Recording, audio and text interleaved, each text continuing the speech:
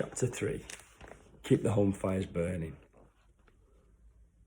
They said it would be over by Christmas, but 4 Christmases had already come and gone. A 5th was on the way, and the war showed no sign of coming to an end.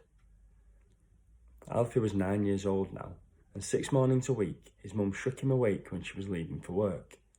He still got a shock when he opened his eyes to see her standing there in the half-light, the white dress uniform of a Queen's nurse gathered close around her neck and waist, the pleated cap settled neatly on her head as her tight blonde curls peeped out from underneath.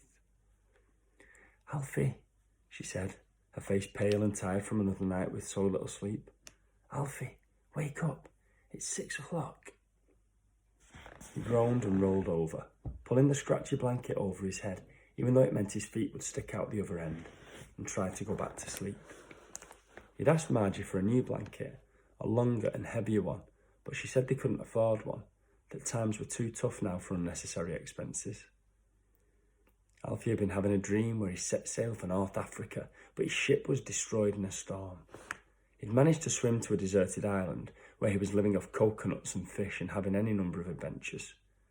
He always had this dream whenever he read Robinson Crusoe, and he was halfway through it again for the 4th time.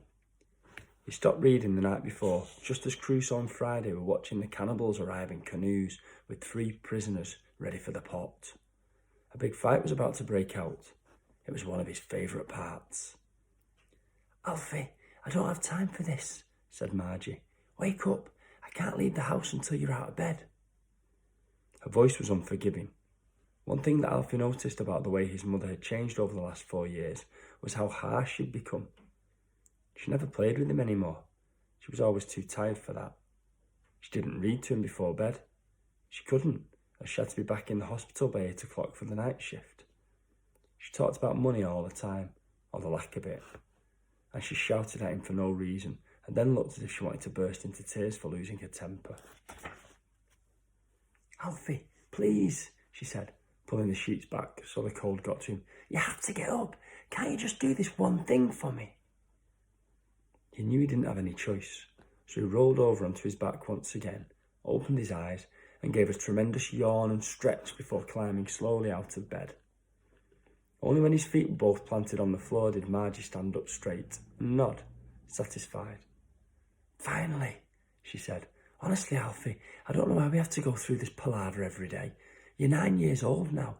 A little cooperation is all I ask for. Now get some breakfast into you, have a wash, and go to school. I'll be back around 2 o'clock, so I'll cook us something nice for our tea. What do you fancy?" "Sausages, beans and chips," said Alfie. "Chance will be a fine thing," said Margie, making a laughing sound that wasn't really a laugh at all. She didn't laugh very much anymore, not in the way she used to when she said she'd run off with the postman. "Tripe and onions, I'm afraid. That's all we can afford." Alfie wondered why she asked what he fancied, when it didn't seem to matter what his answer was. Still, he felt pleased that she would already be home when he finished school. It was usually much later before she got back from work.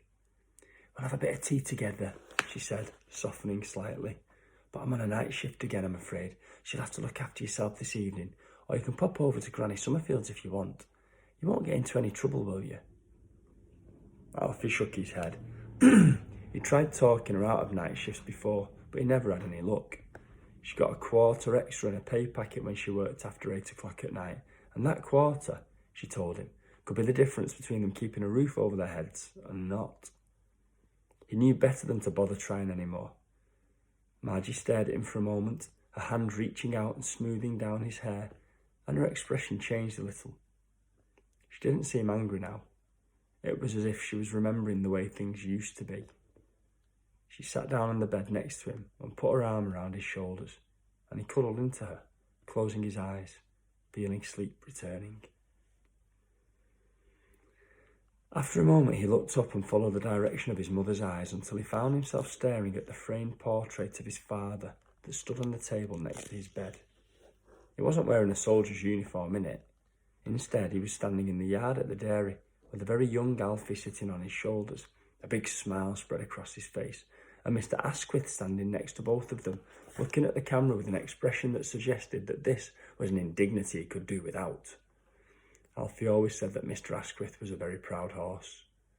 He couldn't remember when it had been taken, but it had been standing on the table by his bed since the day Georgie had left for Aldershot Barracks 4 years earlier. Granny Summerfield had put it there that same evening.